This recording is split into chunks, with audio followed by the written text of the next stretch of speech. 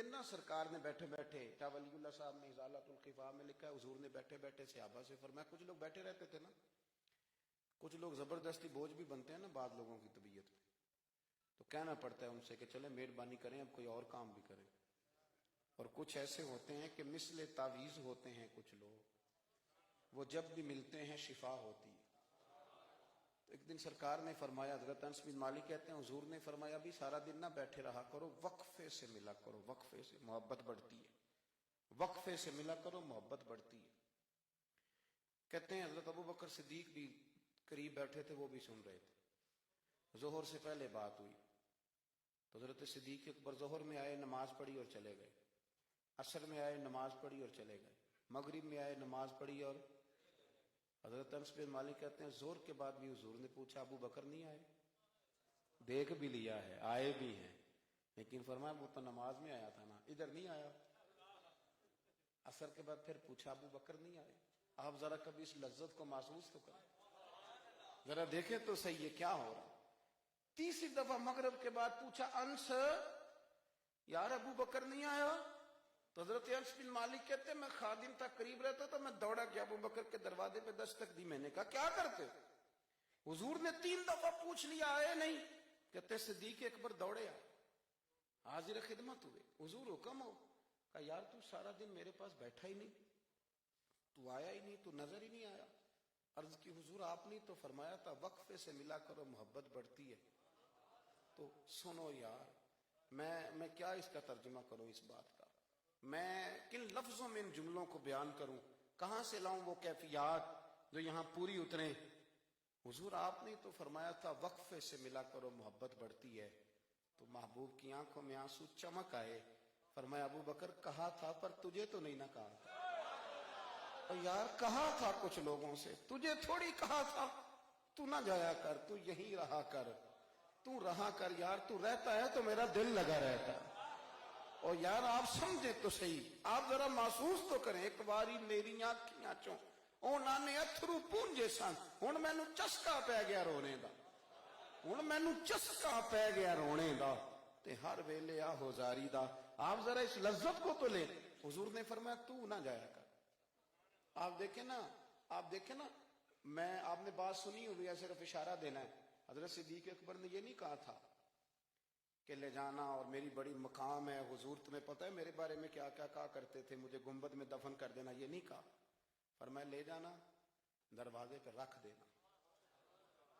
اگر دروازہ کھول جائے، انہوں نے خالی دروازہ کھولنے کی بات کی تھی، تفسیر کبیر ساری پڑھ لینا. اگر دروازہ کھول جائے تو دفن کرنا، ورنہ جنت البقیع میں. فرمایا میں اس پہ بھی راضی ہوں، جنت البقیع میں دفن کر دینا.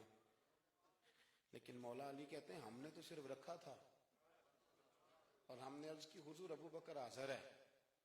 انہوں نے کہا تھا اگر دروازہ خود بخود کھول جائے تو رکھ دینا. کہتے ہیں انہوں نے تو صرف دروازے کی بات کی تھی، لیکن گنبد کا صرف دروازہ نہیں کھولا، اندر سے آواز بھی آئی، اندر سے آواز بھی آئی، لے او سجنا اساں توڑ نہیں پائی، لے سجنا اساں توڑ نہیں بھائی. اور درویش کہنے لگے پانی پرن سہیلیاں رنگا رنگ کڑے، اسی تے پریا اس دا جانیے جس دا توڑ چڑھے. آواز آئی دیر نہ کرو، حبیب کو حبیب کے ساتھ ملا دو، لاؤ قریب کرو.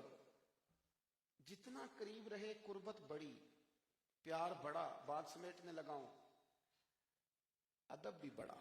اور پتہ کس طرح ادب کرتے تھے؟ حضور صلی اللہ علیہ وسلم تشریف لے گئے ایک کافر قبیلے کی صلح کرانے. فرمایا دیر سے آیا تو اثر پڑھا لینا. صحابہ کو پتہ تھا کہ جب حضور نہیں ہوں گے تو جماعت کون کرائے گا. حضرت بلال نے اقامت پڑھی، صدیق اکبر نماز پڑھانے لگے. حضور تشریف لے آئے، لوگوں نے ہاتھ پہ ہاتھ مار کے حضرت صدیق کو بتایا کہ آ گئے ہیں حضور. اللہ کے محبوب کے لیے رستہ بن گیا، نماز کے بیچ میں رستہ بن گیا. صفیں توڑ رہے ہیں صحابہ، حضور کو رستہ دے رہے ہیں. صفیں ٹوٹتی رہی پر نماز کسی کی بھی نہیں ٹوٹی. صفیں ٹوٹتی رہی، نماز نہیں ٹوٹی. حضور پہلی صف میں پہنچ گئے تو جناب صدیق اکبر نے ایک قدم پیچھے ہٹایا.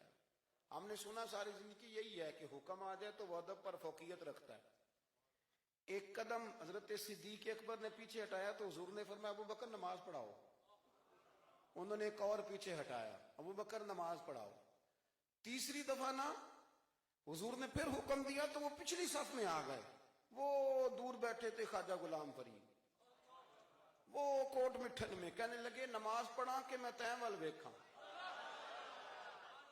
नमाज पढ़ा कि मैं तैं वल वेखा, मैनू काबा भुल गया ही, भुल गईयां नी सब सौम सलाता, इको यार दा फिक्र पिया, नमाज पढ़ा कि मैं तैं वल वेखा। और इकबाल कहने लगे अज़ान तो अज़ल से तेरे इश्क का तराना बनी, और ये नमाज तो उसके नजारे का एक बहाना बनी, नमाज पढ़ा कि मैं तैं वल वेखा, उनते काबा भूल गया। नबी पाक सल्लल्लाहु अलैहि वसल्लम अगली साफ में खड़े हुए, मुसल्ले पे जमात कराई। नमाज के बाद हुजूर ने ना मुस्कुरा के पूछा, अबू बकर मैंने 3 दफा कहा था, क्यों नहीं नमाज पढ़ाई? फिर भी लफ्ज कोई नहीं, जुमला कोई नहीं। अत्तहियात की हालत में बैठे थे तो हाथ बांध दिया, क्या जुमले कहे, क्या शान है। कहने लगे हुजूर अब अबू काफा के बेटे की इतनी जरूरत भी नहीं कि मदीने वाले रसूल को जमात कराए, इतना